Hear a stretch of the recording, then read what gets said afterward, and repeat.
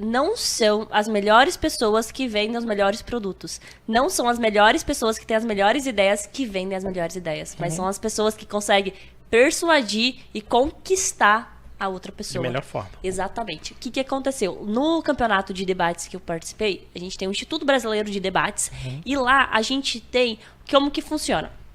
A gente tem os debatedores, eles são puxados de acordo com o sistema do parlamento britânico. Então, a gente tem as nossas 8 casas de debate e em cada posição que você está, você tem que construir seus argumentos e também com a oratória, que é a forma de persuadir.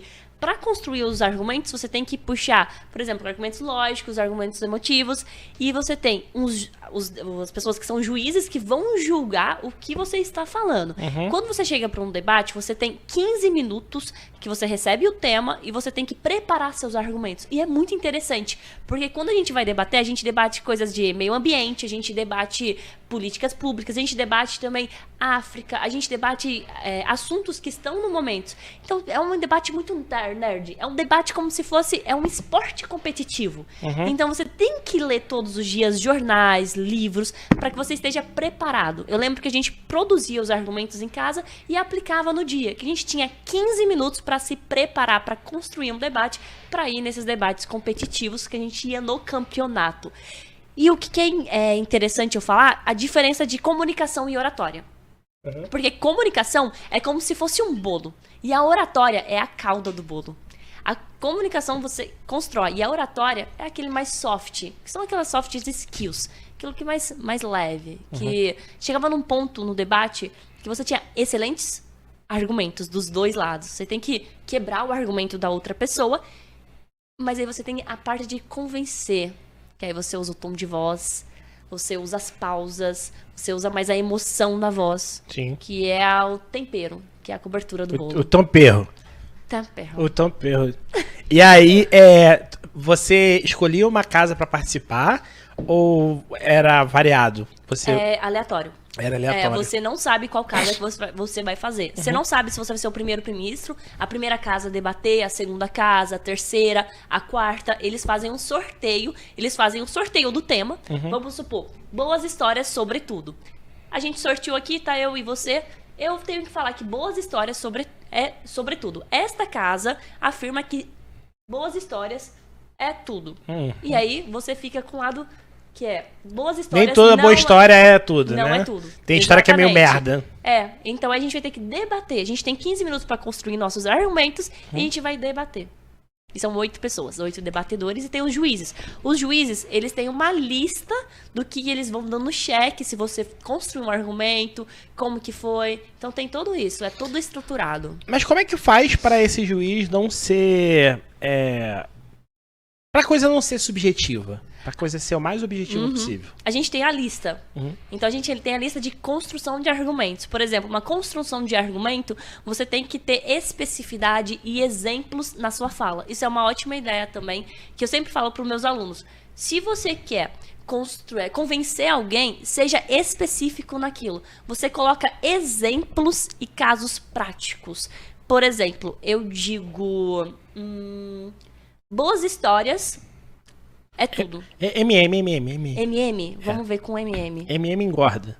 MM engorda. Se eu falar MM engorda, ok, é muito amplo. Mas se eu trazer, por exemplo, um especialista que tem uma autoridade, que isso é um gatilho mental, se ele colocar ele, aí você puxa o Aristóteles, né? Etos, patos, logos. Você pega uma autoridade, você coloca aqui, numa mesa, um médico chegando e falando pra você, aqui, já tem um argumento de autoridade. MM engorda. Por quê? Porque as nossas células, ao adquirir essa glicose no nosso corpo, ela tende a influenciar a gente, a engordar, etc. Aí é matéria da tua irmã, não é matéria da gente. Vai pra outra matéria. Chama a Cássia lá pra falar sobre isso. Mas você vê que você tende a ser convencido muito mais do que a pessoa que falou. Uma especificidade e também tem autoridade. Então engorda por quê? Então você explica. Aí você vai convencer muito mais a pessoa. Sabe o que tá bombando atualmente? Pegar o senso comum e quebrar o senso comum. Tipo assim, então, por exemplo... Oratória não. Não. MM não engorda. MM não engorda. Não, tem um corte muito bom do canal que é bombou bem. MM não engorda. Quem engorda é você. Sim, mas tem emagreça comendo MM. Ah, esses são ótimos também. Emagreça comendo MM, que é tipo, o senso comum é MM engorda.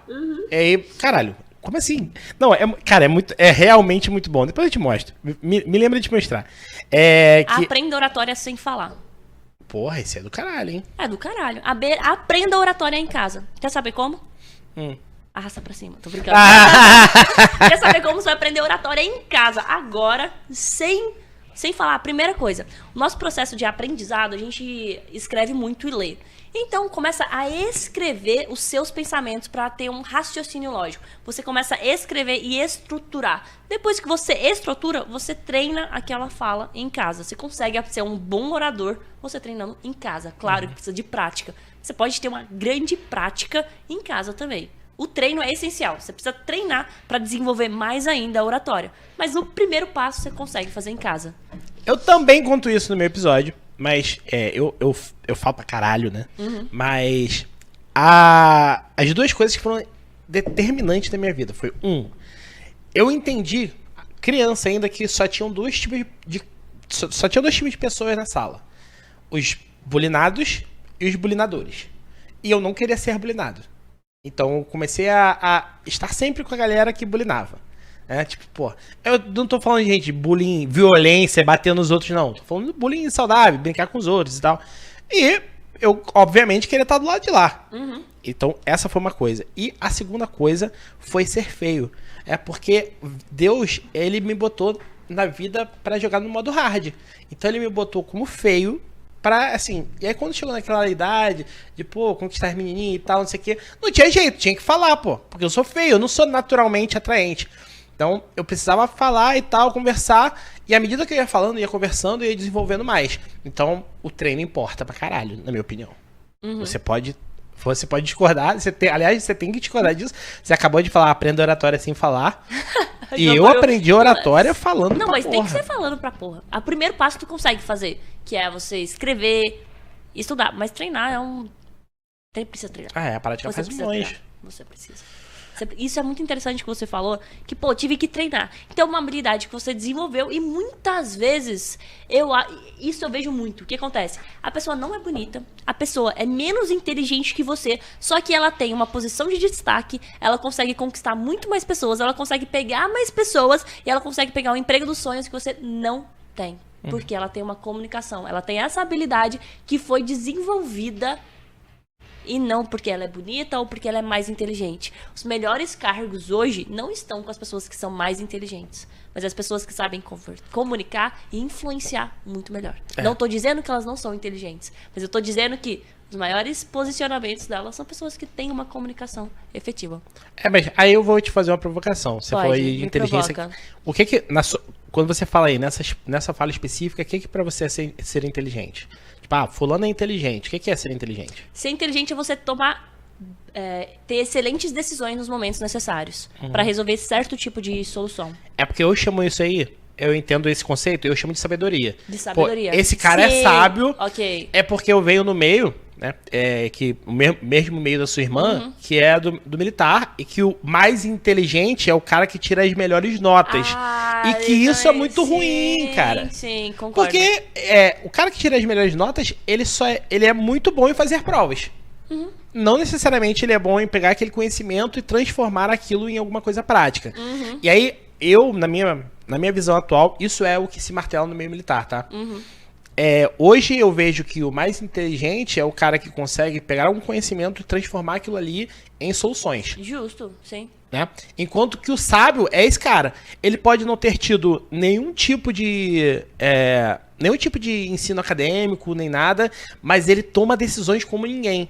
Então, assim, você tem um monte de empresário que não tem... principalmente no Brasil, né? A gente tem muito empresário que não teve ensino acadêmico formalizado e tudo mais, mas eles são excelentes excelentes tomadores de decisão. Sim. E eu chamo isso de sabedoria. Inclusive, contaram uma mentira pra mim. Me contaram que se eu fizesse faculdade, tivesse um diploma, eu ia ter um emprego e eu ia ficar rica. Mentira. Mentira. Me contaram uma mentira enorme. Sim. Não é o diploma, não é a universidade que vai fazer eu rica. Infelizmente, não é isso. Ah, Saula, mas só que e se os médicos, os engenheiros que fizeram isso, eles têm muito dinheiro? Ok. A medicina ainda é uma profissão super valorizada. Mas o caminho que eu entendi que você consegue fazer isso é o empreendedorismo. Tanto que você até mesmo citou os empresários que não têm um curso superior e conseguem fazer rios de dinheiro.